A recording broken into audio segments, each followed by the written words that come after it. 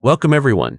Today we're diving into the Read and Notice section of the TOEFL, where we'll learn to spot key details and requirements in institutional announcements. Let's sharpen those scanning skills to find exactly what you need quickly and accurately so you can maximize your score on test day. If you're finding these strategies helpful for your prep, make sure to subscribe to myTOEFL for more expert lessons. Let's keep working together to reach your target score. Historical Access Panel.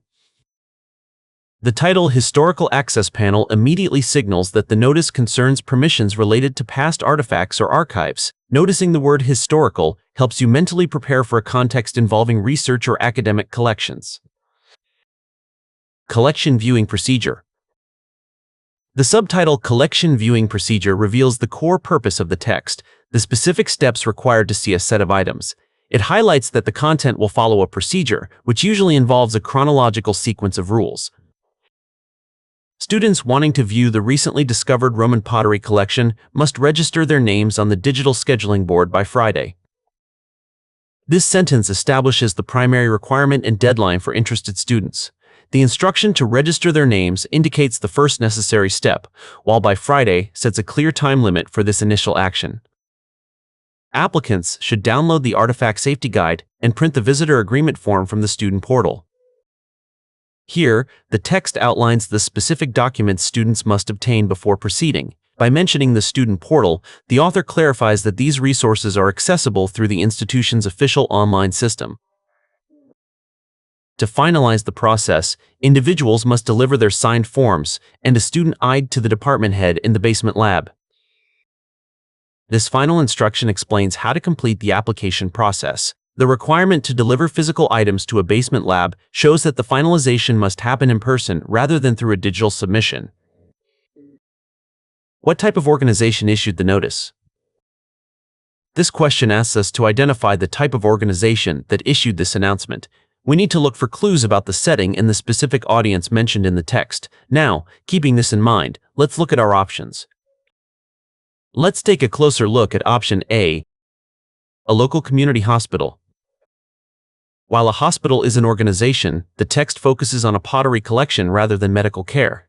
Therefore, the word hospital does not align with the academic and historical nature of the notice. Now, let's examine option B, a regional transportation hub.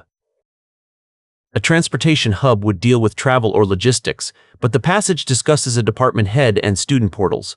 This context is far more academic than commercial or logistical. Let's evaluate option C together.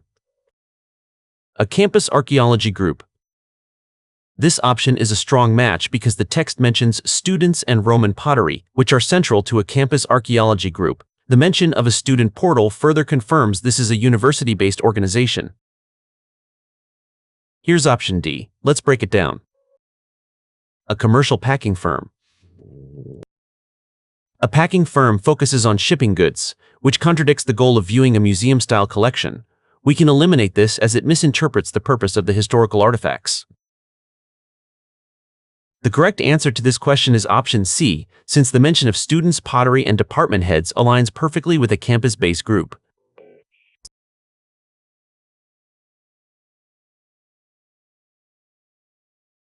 How can the customer-student user complete the process?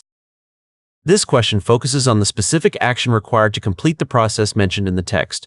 We should look for the concluding step described by the author. Now, keeping this in mind, let's look at our options. Let's start by checking option A, by calling the head of the department. Although the head of the department is involved, the text specifically requires a physical delivery rather than a phone call. This makes option A an incorrect interpretation of the procedure. Next, let's look at option B, by making a payment on a website. The text does not mention a payment at any point. While it mentions a website for downloading forms, it is not used to finalize the process. We should eliminate this choice. Now, let's evaluate option C, by providing physical papers in person. This is the correct choice because the text explicitly states individuals must deliver their signed forms to the lab. This confirms they must provide physical papers to the staff in person. Finally, let's examine option D, by sending an email to the office. While some steps involve the student portal, the final step is not sending an email. The requirement to visit the basement lab means an email would not suffice to complete the process. The correct answer to this question is option C, which shows that the final step involves a physical submission of documents. When tackling read and notice questions, always look for the final step in a sequence to avoid being misled by initial actions. Pay close attention to whether tasks are completed online or in person. Consistency in checking these logistical details will ensure you pick the right answer every time.